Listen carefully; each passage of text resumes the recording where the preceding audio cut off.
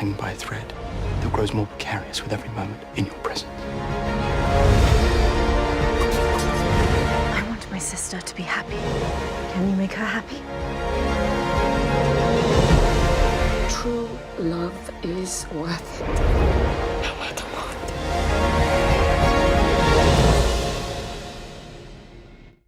Hi, I'm Jane. I'm with NextShark Media. Hi, Luke. Hi, Luke. Hi. Oh my gosh, I'm a little starstruck right now. So it's really a No moment. need at all. Yeah, let's just jump right into it. In season 2, we see much more of the Bridgerton siblings, their chemistry, their conflict. We see both Colin and Benedict trying to navigate their way in the world under their brother Anthony's oppressive reign.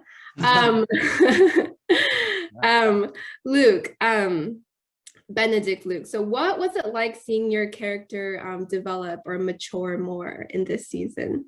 It's just really satisfying, I think, because I think it never quite, the writing does something really great, I think, and I think it does it repeatedly with lots of different characters, and Benedict is no exception.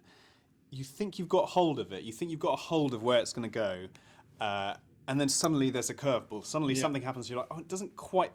What you expect to happen never quite happens. I think, and I think Keeps that's you on your toes. Yeah, and I think what happens to Benedict is sort of similar. You watch him go on this journey to try and find himself creatively, or trying to sort of define himself outside the family, and then without spoiling anything, something happens, and that's he finds out something, and.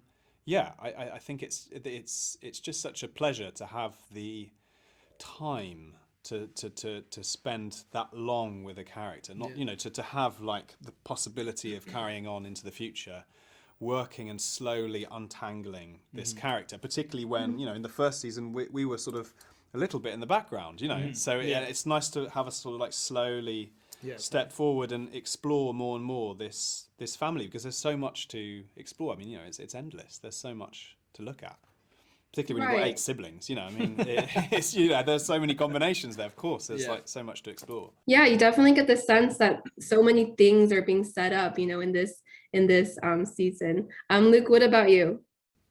Yeah, sorry, what was the question?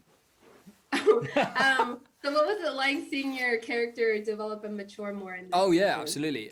Well, in actual fact, he didn't mature or develop as much as I was expecting. Colin leaves for his travels. He had facial hair. Yes, that's true, and a very well-established tan. So he'd obviously been sunbathing a fair bit. Don't put yourself down. No, yeah, you're right. Physically, he'd changed, but no, emotionally, I do think he's kind of stuck.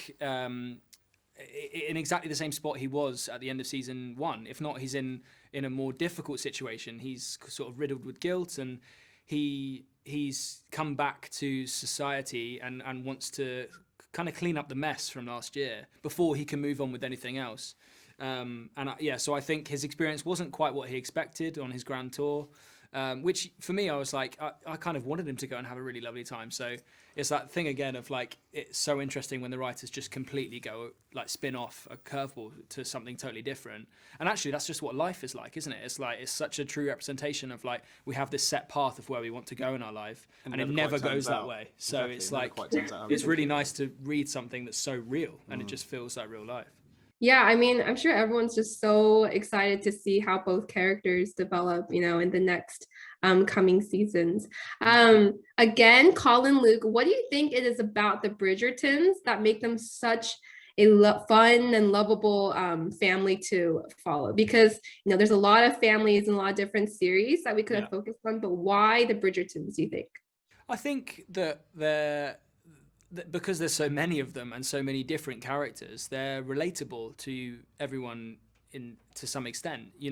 There are characters within the siblings and relationships within the siblings that I relate to in my personal life, and maybe or even relationships that I say, well, I have a relationship with this character, and it's kind of like my friendship with this person. I think it's so relatable to the current day and relationships that we have, and and just being part of the family. I mean, as a cast, it very much feels like that anyway. And we're just growing on that year and year, welcoming people into the Bridgerton family, and it very much feels like that in real life as much as it does within the show. So it's definitely one of the bigger, like, universal themes that everyone can relate to, whether they have a large family or not. They can relate to someone within that family and their relationships within it, I suppose. Yeah, I mean, we would all love to be part of that Bridgerton family. Well, with that, thank you so much, Luke and Luke. I'm so excited for what's to come. Thank you so much. Thanks very much.